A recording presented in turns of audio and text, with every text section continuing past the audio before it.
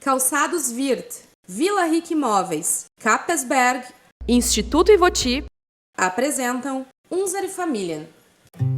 Fundada no ano de 1973, na cidade de São Leopoldo, através da compra de uma pequena carteira de imóveis, nasceu a Imobiliária Vila Rica. A empresa, hoje, está com quase meio século de história e se orgulha de ter em seu DNA valores como honestidade e integridade. Somos uma empresa do ramo imobiliário que une tradição com modernidade e, atualmente, possuímos 6 unidades localizadas na região metropolitana. Contando com cerca de 200 profissionais e corretores autônomos parceiros, buscamos de forma incansável a melhoria contínua. E investimos em pessoas e novas tecnologias para oferecer uma experiência de excelência aos nossos clientes. Seja para administrar o seu condomínio, alugar, comprar ou vender um imóvel, confie na Vila Rica. Uma empresa conectada com o futuro, para levar aos clientes e parceiros o que há de melhor no mercado imobiliário. Ela tá no meu sofá, ela tá no meu colchão. Toma conta da cozinha, por aí não para não. No quarto ela tá, é presença obrigatória, já faz parte da minha vida. Com Capesberg é outra história. Com Capesberg é outra história. Com Capesberg é outra história. Com Capesberg é outra história. Conforto, qualidade, design pra valer. Fica tudo com sua cara, sua casa, seu AP. Realizar um sonho como você nunca viu. Pode ser na loja online e nas melhores lojas do Brasil. Com Capesberg é outra história. Com Capesberg é outra história. Com Capesberg é outra história.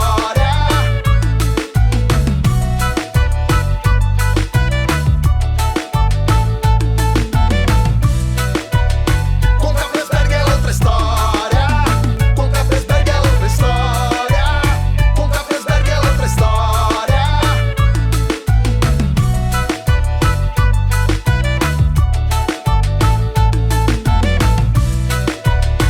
Capesberg é outra história.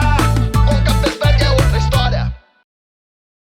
Um passo em direção ao novo, com a segurança de todo o caminho já percorrido. Mais de 100 anos de história, de Ivoti, na região metropolitana de Porto Alegre, para um mundo inteiro de possibilidades. No Instituto Ivoti, a formação dos estudantes vai da educação infantil até os cursos de graduação e pós-graduação.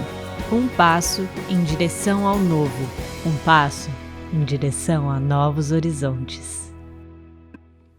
Olá pessoal, vocês devem estar se perguntando o que o Werner faz no Unser Familien. Cadê o Felipe? Onde está o Felipe? Tudo bem, não se preocupem, o Felipe está bem, está tudo bem com ele. Ele é candidato a deputado estadual.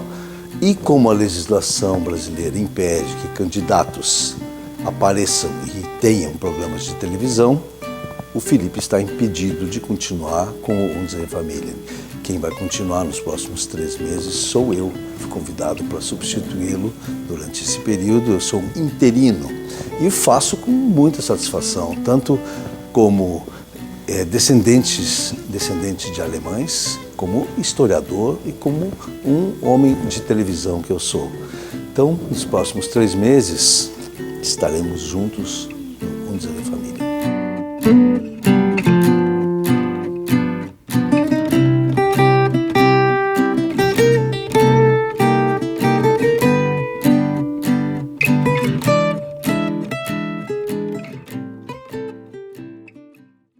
Olá pessoal, estamos de volta aqui com Unser Familien. E hoje eu vou entrevistar Lieselotte Feltes-Auler e sua filha Bettina Feltes-Auler. Eu vou começar pela Lieselotte, porque a Lieselotte tem uma história muito legal para nos contar sobre a Casa Killing. A Casa Killing existe desde 1845. Hoje em dia ela é um museu, mas tem uma longa história no mundo, a Casa Killing, antes de virar museu. Hein, Liselotte, como é essa história da Casa Killing? Fala um pouco pra gente. A Casa Killing era do meu bisavô, que hoje vem a ser o Museu de Dois Irmãos, e o proprietário era meu bisavô, mas a casa foi construída pela família Weimann, que fabrica o vinagre. Eles tinham intenção de fabricar vinagre lá nessa casa que construíram, mas não deu certo. Depois foi para o pai da minha bisavó, Georg Schäfer, que era médico. E depois ele vendeu para o genro que veio a ser meu bisavô, Carlos Killing. Ela era Carolina Schäfer. E Carlos Killing ora era marceneiro e trabalhava também tinha um moinho de fazer óleo de amendoim. E, eles tiveram 8 filhas. Olha só, 8 filhas. 8 filhas. Sendo que quando a mais nova nasceu, a mais velha tinha 18 anos e não sabia que a mãe estava grávida. Olha só. E, como assim não sabia? Não se notava ou ela não sabia? Não sabia.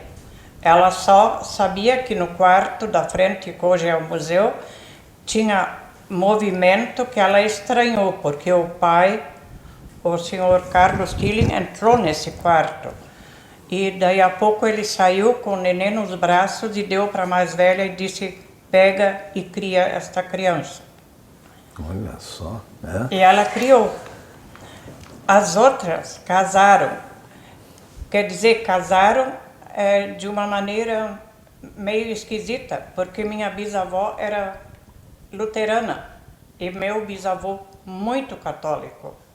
Então minha bisavó fazia questão que as filhas arrumassem maridos luteranos.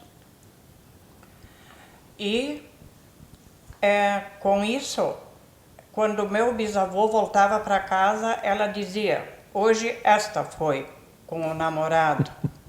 Mas ele aceita, ele era muito católico, mas aceitava esse tipo de situação. Não. Elas casaram com luteranos? Com luteranos. Todas elas casaram? Não, todas elas não.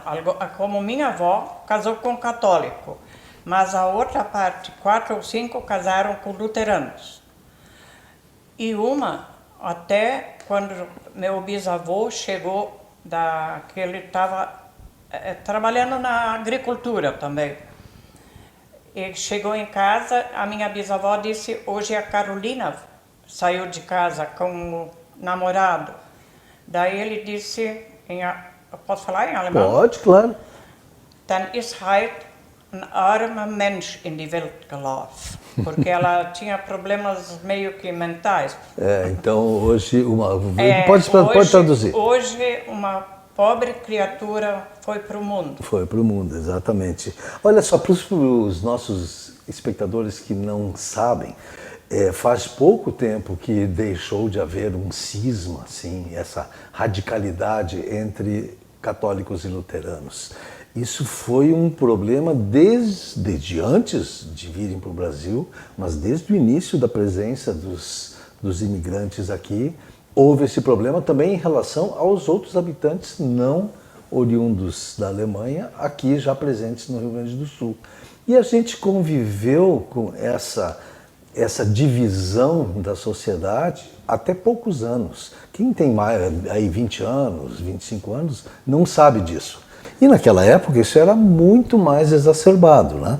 Tem até um caso de um... Sim, então a mais nova também já era noiva de um rapaz luterano.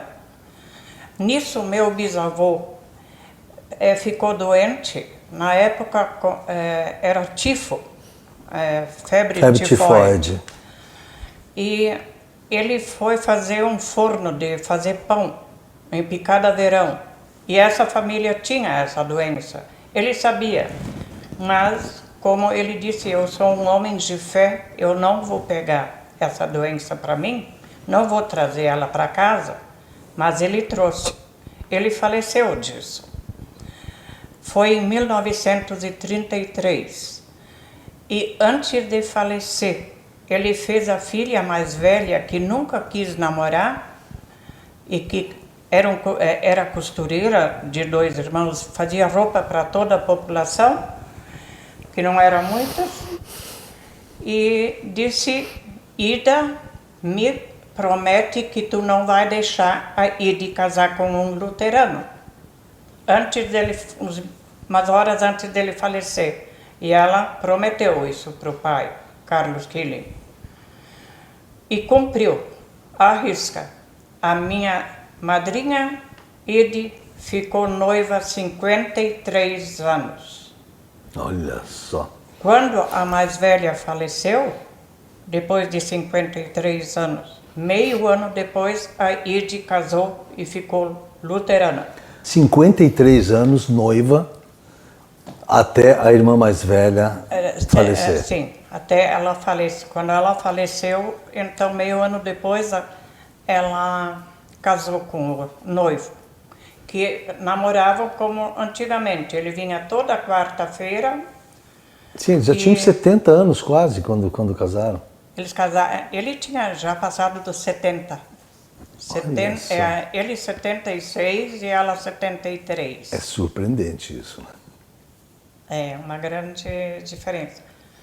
Foram morar bem no centro de 2 irmãos, num apartamento, os dois. Só que não viveram. Ele já estava não estava bem lúcido, acho. Porque uma vez eu estava junto e ele tinha comprado um Fusca, e aquele Fuquinha era a vida dele. E ela estava parada na calçada com a mão em cima do carro para eles ir embora.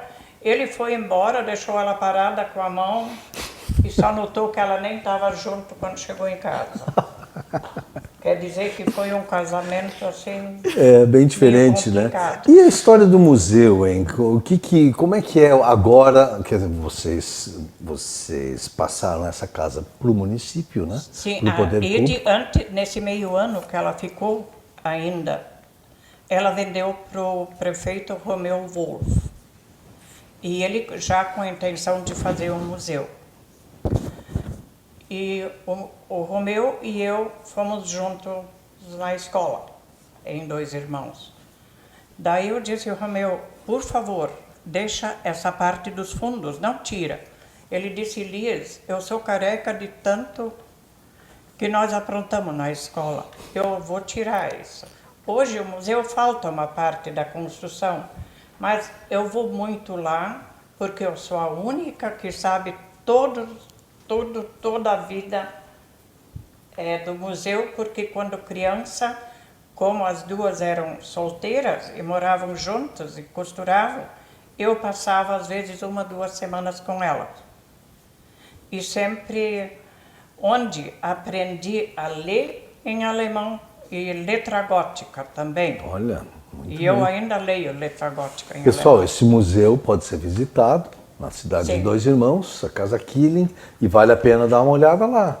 Sim, Não é? É muito bonito, vale a pena.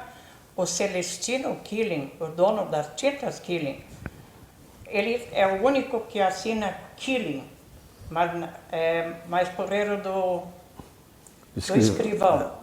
Mas ele também é descendente Mas eu acho que vale a pena visitar o museu, porque isso nos traz muita coisa do passado, coisas boas.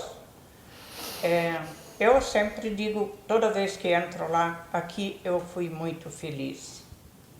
Que legal, que legal. E aqui também estou com a filha da dona Liselotte, a Bettina Feltes Auler. Bettina, você tem alguma relação com esse museu também? Sim, porque eu, quando era criança, também brincava lá, porque quando nós íamos, hoje nós moramos em Ivoti, mas nós sempre íamos visitar os parentes, inclusive essas 2 tias, Edi e Ita. E o nosso brinquedo lá eram os carretéis, porque elas costuraram enquanto viveram. E o nosso brinquedo era brincar com os carretéis e andar pela casa, que tem um porão, que que tem lendas também. Isso tudo nos foi apresentado, porque a mãe gostava muito de lá, então nós crescemos lá também. Nós éramos apenas uma geração mais tarde. Mas o lugar é encantador, porque ele mostra em cada parede a história. Olha que legal. Você também, em Ivoti, você dirige uma ONG, né? Sim. Chama-se Weltfreunde, Amigos do Mundo. E ela foi fundada na Alemanha, ela é uma ONG alemã, que você dirige aqui, é isso? Ou é uma ONG daqui? Não, ela é uma ONG alemã. Alemã, fundada em 2014. Em Püttlinge, cidade de Saarland. Mas quando eu fui para a Alemanha, eu sempre quis. Essa ONG na minha cabeça existe há 25 anos.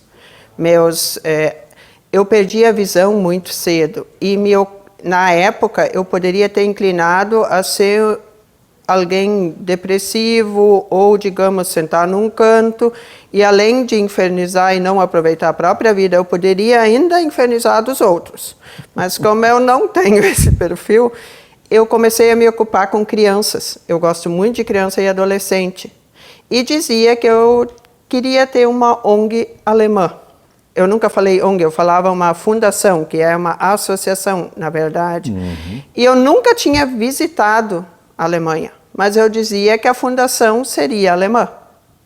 E quando eu fui a primeira vez, realmente fomos, eu e minha mãe, como um presente dado pelos meus amigos, eu conversei com muitas pessoas e levei muitos nãos.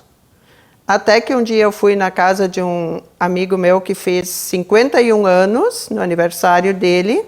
Eu nem conhecia ele, eu só conhecia a esposa. E eu sabia que ele era bom em fazer associações, né, fundá-las, essa parte burocrática. E conversei com ele numa terça-feira, no dia que ele fez aniversário, e ele disse: sábado eu vou à tua casa e tu vai me explicar exatamente o que tu queres. Podem acreditar. Ele chegou, como combinado, 3 horas, olhou no relógio e disse assim: tu tens 2 horas para me convencer. E como a Weltfreunde sempre foi um sonho meu e da minha família, eu sabia exatamente o que eu tinha que dizer para ele. Porque ninguém melhor do conhecedor de causa do que aquele que funda ou que idealiza algo. Claro. E quando deu uma hora, ele olhou para mim e disse: tu ainda tens 15 minutos. E eu aproveitei, podem acreditar. Aproveitei cada minuto. E quando ele se levantou e disse: eu tenho um compromisso, olhou para mim e disse: Bettina, eu vou fundar a Weltfreunde Alemanha. Isso foi em ele faz aniversário 17 de junho, no sábado seguinte, e no dia 4 de fevereiro de 2014, ela nasceu. Naquele dia estava tudo oficializado. E no Estatuto diz Desenvolvimento Humano e Educação das Crianças e Adolescentes de Ivoti. Esse é o estatuto, esse é o objetivo. A Weltfreunde arrecada verbas que são para projetos pré-aprovados por eles. Se o projeto nos interessa aqui, ele é trazido, nós traduzimos, mandamos para a Alemanha e eles aprovam lá e juntam o valor e é mandado para cá. Que ótimo isso. E a senhora Dona Liselotte participa desse trabalho também? Sim, já, porque na verdade ele nasceu há 25 anos atrás, com presentes de Natal que nós comprávamos. A Bettina arrecadava o dinheiro de empresários e nós comprávamos brinquedos e distribuíamos no Natal. Começou primeiro com uma caminhonete e uma Saveiro. Hoje é o maior caminhão de gás do João Klein, que cede o caminhão com o motorista para distribuir. São 3.500 brinquedos atualmente. Olha que são distribuídos. Mas isso não é feito pela ONG, isso é feito por vocês. Mas assim, todos em nome da ONG. Assim, é Weltfreunde, mas não é pago porque nós tivemos que fazer a Weltfreunde Brasil por burocracia, né? Essa nasceu, oficialmente em 2016, porque não tínhamos como transferir o dinheiro que era mandado para efetuar os projetos, né? Mas a arrecadação dos brinquedos de Natal, que é o nosso carro-chefe, era em Ivoti, ele já existe há 20 anos. E eu sou da teoria de que cada criança merece um brinquedo novo no Natal e entregue pelo que é mais importante, por Papai Noel. Nós somos hoje 20 pessoas que precisam para fazer isso funcionar, mas quem entrega os brinquedos para as crianças é Papai Noel, que hoje são sempre 3. E eu vou dizer, os que merecem todas as honras, porque Papai Noel com 43 graus na sombra, só um milagre. É difícil. É difícil. A Bettina também mantém uma escola um curso de robótica. Eu vi aqui, eu tenho um papelzinho me orientando aqui, e fala do curso de robótica. Eu lembro, inclusive, no instituto lá da escola, onde a minha filha estudou, tinha um trabalho grande de robótica. Esse é o seu? Não, esse é do instituto, mas como eu sou ex-aluna do instituto e o atual diretor, Everton Augustin, estudou na época comigo, eu fui pedir para ele o espaço, porque nós somos... Este curso é pago pela Alemanha, o professor é pago, né? E o nosso curso é um curso de robótica para crianças com altas habilidades. Ivoti tem muita criança com alta habilidade. E nós compramos esse projeto, o que eu quero dizer compramos, nós somos parceiros desse projeto, que era o sonho da Rejane Patro, e o diretor do instituto nos cedeu a sala de robótica como parceria dele e num horário fora, porque o instituto tem muito aluno e de manhã e de tarde sempre a sala estava ocupada. Ele nos cedeu das 19 às 21 horas de quintas, e as nossas crianças, nós temos é muito claro isso para nós como instituição, nós não somos pai e mãe de ninguém. Nós não tiramos as responsabilidades dos pais. Então, levar para a escola e buscar é responsabilidade de pais. O Instituto cedeu o espaço e nós pagamos o professor. Nós, eu falo como instituição Weltfreunde Alemanha, né? Eles mandam o dinheiro, o projeto lá tem que ser aprovado e normalmente é feito uma assembleia lá quando eu estou lá. Porque, na realidade, eu os convenci. E é feito com muito, como se diz em alemão, com Herz und Blut, né? Que é feito de coração e sangue. Nós damos o nosso sangue por isso. E hoje essas crianças já ganharam prêmios no Liberato. Tivemos crianças que hoje estão no Liberato, fazem projetos maravilhosos. É isso que eu ia perguntar. Vocês acompanham, assim, até conseguir ter uma noção da empregabilidade que essas crianças têm? Vocês acompanham isso? Ó, sempre. Tantos por cento pegaram em trabalho nessa área. Vocês sabem isso? Sabemos, mas eles todos hoje são crianças, né?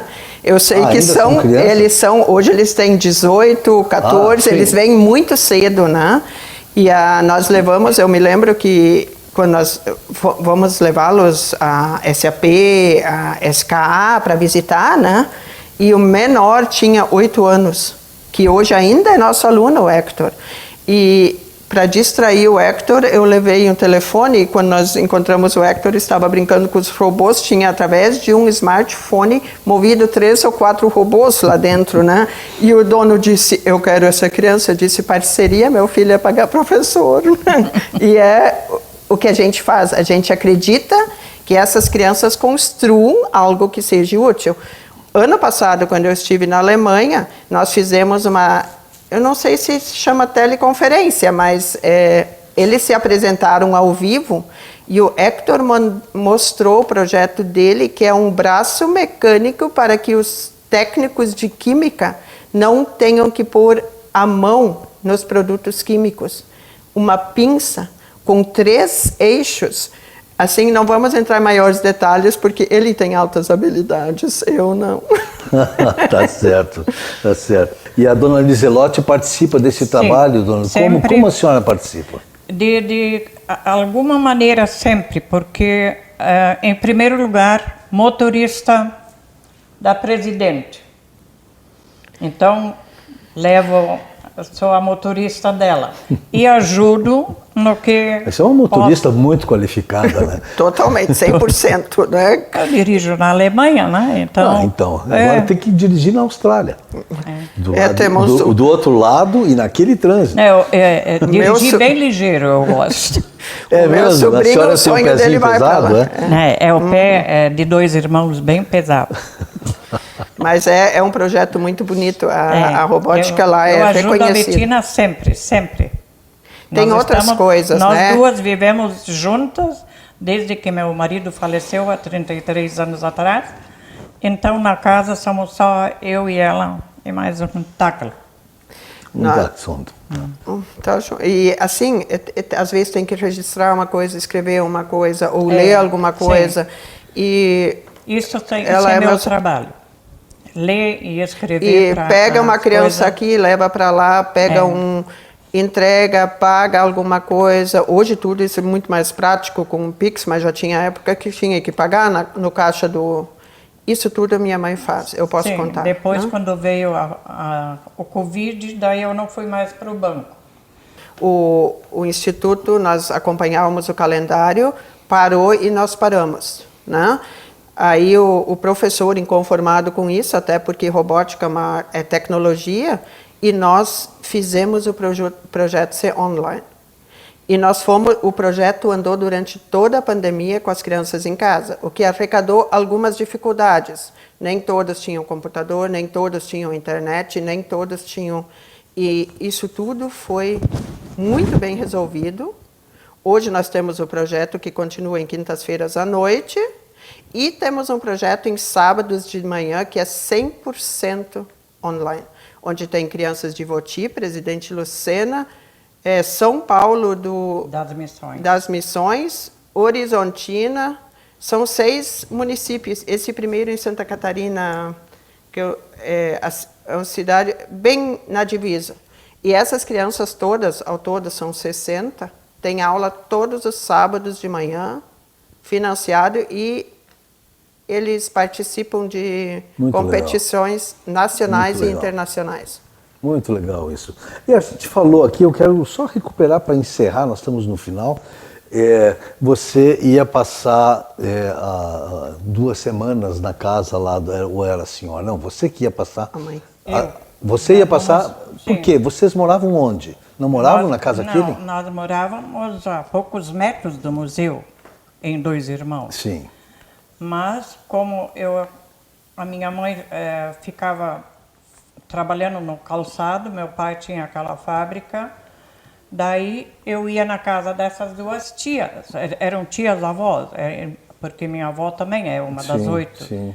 Então, eu ficava uma semana lá com ela. Não, isso eu entendi, eu fiquei pensando, não, às vezes morava em outro lugar. Depois de casada, a senhora também foi morar em outro lugar. Não, depois de casada eu ainda morei em 2 irmãos. Sim, mas não na casa Killing. Não, nas casas Killing, não. Numa casa, noutra casa. Na mesma rua, tudo na São Miguel. Naquela época praticamente só tinha São Miguel. São Miguel. Eu lembro, eu conheci 2 irmãos final dos anos 60 e tinha só a São Miguel, a outra era uma espécie de caminho só. Né? É isso aí. Quando a 10 de setembro foi aberta, isso foi uma época...